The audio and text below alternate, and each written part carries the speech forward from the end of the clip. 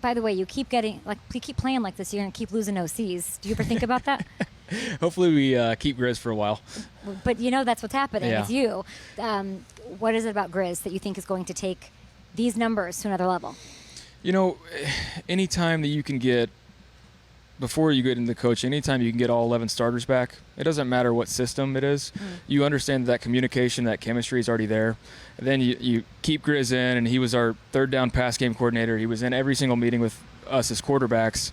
You keep the O-line coaches, so the run schemes and all that, terminology-wise, that doesn't change. And so now what he gets to do is put his own flavor on it and grow from there, understanding that we've put a good foundation in on it from last year into the offseason and what he's trying to do. And it's just he's always challenging us. And I think people were curious to see how he would handle the leadership role. But he's challenging guys, and that's something that he's not going to let you walk all over him. He loves to have fun. Mr. Yale isn't gonna. Tell me more about this. He's got that. Well, he's pretty quirky. Dog in him, as the kids say. He's pretty quirky. He loves to give guys a hard time. He loves to have fun, but when it's time to crack down and work, he really knows how to do that. I keep hearing wrinkle, tweak, addition. Yeah. What do I need to know about that? I said this over and over again. Our offense is about the run game, physicality, and Mike Evans, and so you can't just line Mike up and singled out on a 3-by-1 formation and expect the defense not to double cover him. So just little different things, how to move him around, get him into single coverage, how do we get it to an advantage for us, and he's really good at that. Emeka Egbuka. I'm hearing, rave reviews. Yeah. It's almost as if you guys are gassing him up. Like it's. I feel like that's not what's supposed to happen. Yeah, right. We have Light saying he's a 10-year vet. Yeah. Mike Evans is, also heaping praise on him. How are you handling him as a rookie? He really is. We're gassing him up. He technically is a rookie, but he mentally, obviously physically, when you're a first-round draft pick, you're very gifted. But it's the mental aspect of it that he's. You're like just like me. It's no, but he's so cerebral. Like he pays attention in everything. He can play any receiver spot. Like Mike didn't go today. He played Mike's spot, and so other guys are getting in there. But that's the versatility that if you're able to do more.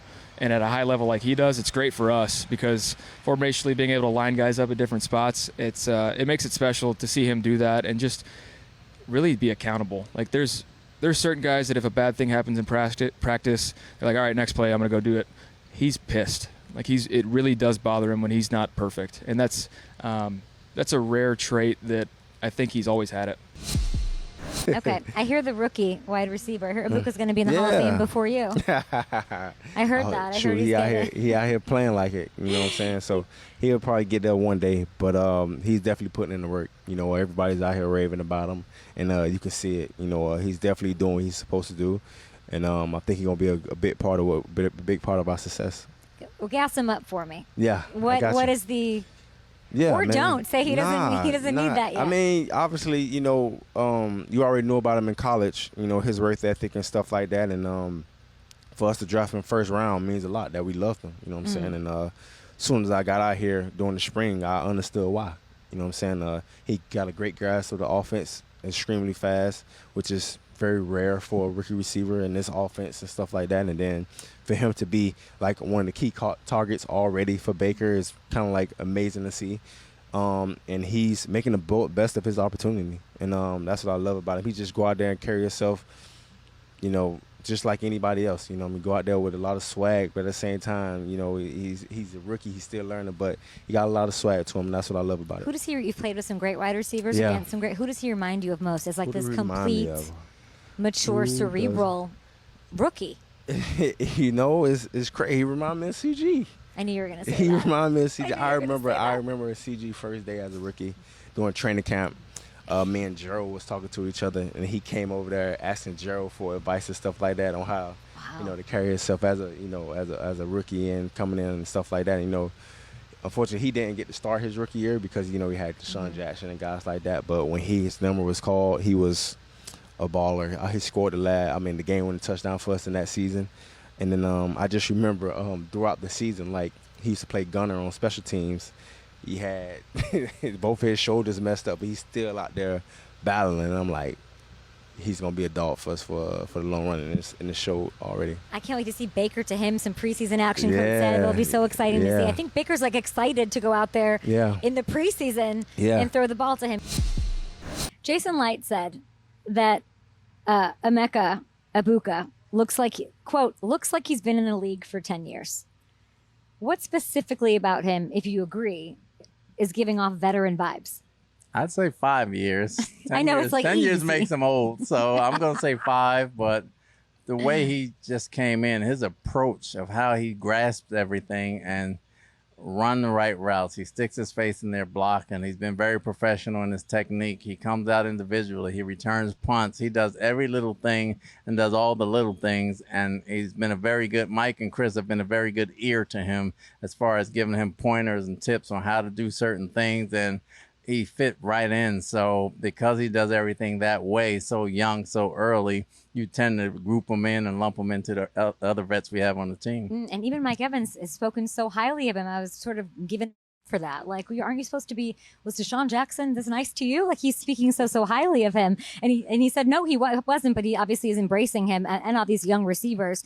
Could Egbuka be a number 1 right now this year on any other team? I guess, of course, not on this one. Absolutely. Really? Yes. What is the one quality? Just like the complete playerness?